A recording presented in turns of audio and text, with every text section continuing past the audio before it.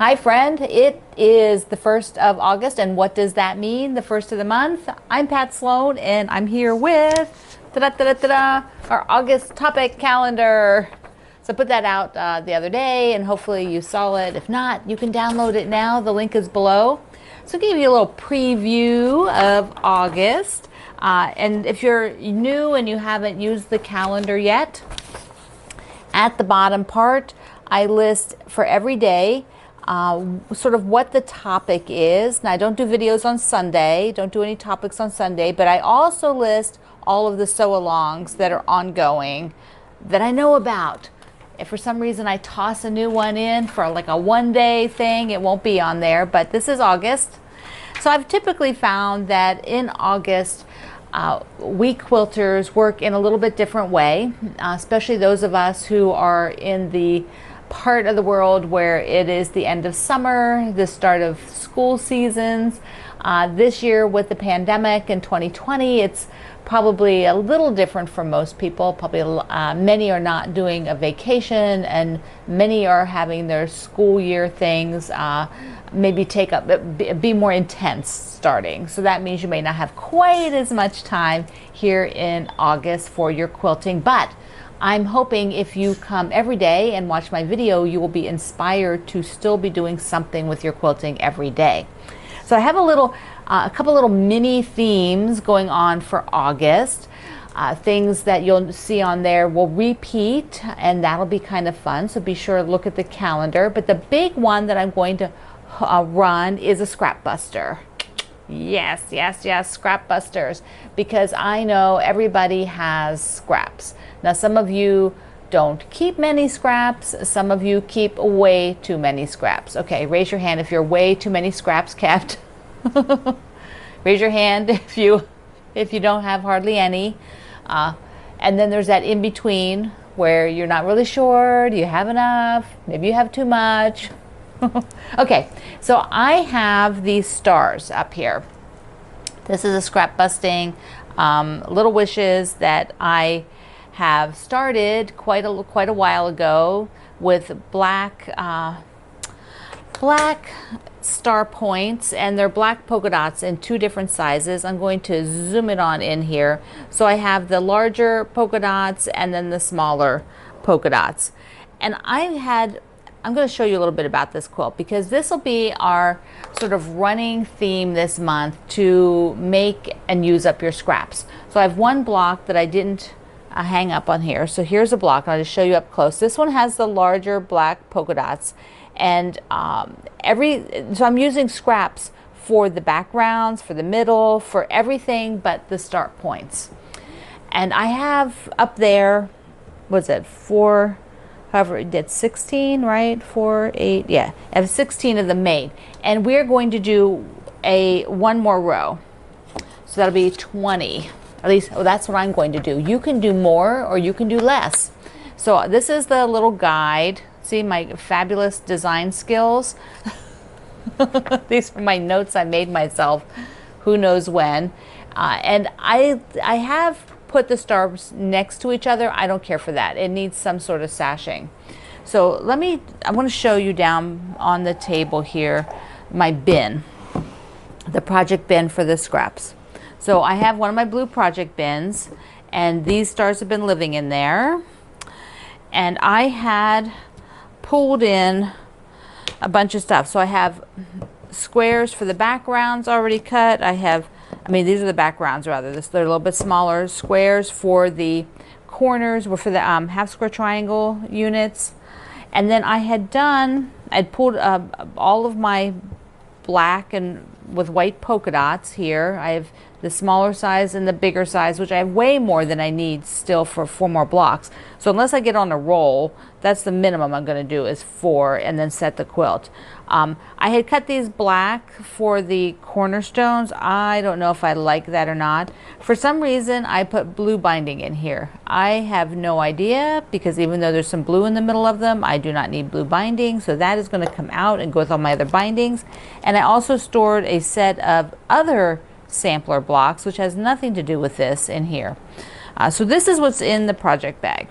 Now, I had put this fabric up for sashing, and I didn't like it. So Greg, you want to help me just move this up and so we can see the, there we go. So I had put that same, I was going to think I would use the same fabric for all the sashing in a light. And I don't care for it. Not that one anyway. So what I'm going to end up doing is trying out different sashings, just cutting one strip and laying it in there. Maybe I'll try some dark sashings. Maybe I'll try just an off-white. I'm not really sure what is going to be the thing that I love. I have the black cornerstones there, and if you see on the far side, I put some red cornerstones. So, because I'm not sure I like the black. The black just looks sort of like blah, and I'm not sure the red does it either. I might need to zing it up and put some yellow, something like that. Most of the centers of the blocks are either navies with you know, the light scrappy lights, or reds with the scrappy lights. But then I have ones, a couple with aqua, some with orange. The bottom has orange. There's navy and green at the top. The top middle, Greg, you can see the navy and green one. So there's a couple different options. I'm not too concerned that they're not exactly, you know, I don't need them perfect. I don't need to have it alternating red and blue and they have to be exactly the same. I like that little scrappiness even to the middle.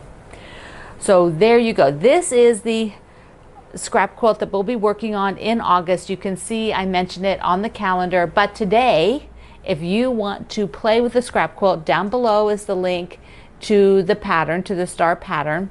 So you can start looking through your fabric and deciding, would you like to make the scrappy star? Would you like to make your star points maybe all the same color? Would you like to make everything really scrappy, like every single star will be different? Would you like your backgrounds to be the same fabric, or would you like it scrappy like mine? You know, make some of those decisions about the stars themselves. Like, do you want to stay with the color theme for the middle? One of the nice things about making the star points all the same fabric or all the same type or color of fabric is that it makes a scrappy background. It holds it together and it's more cohesive. So you actually will see those star points and they won't get lost. So because my scrappy background blocks, here it is. Let me hold this one up. Because these backgrounds have a lot of pattern in them, that means that if I have sort of a wimpy star point, it will just disappear into those backgrounds. You won't have a distinctive star. So think about that when you're working on yours. You might even need to make a mock-up star of what you're thinking about just to give it a try. Now, one of the nice things about the star is that I can use my Gemini die cut over here, and I can actually create my star points without cutting with the ruler. So I already have squares cut. I can use a Gemini to cut squares. I can cut the triangles. And so I don't actually have to use a rotary cutter or a ruler until I would come to the sashing. And then I probably would have, either I will do that later in the month when I have more mobility, or I will get one of my friends to cut the sashing for me once I figure out what the sashing should be. But I can actually do some strips also on the Gemini. So I have to experiment with that because there is a strip die.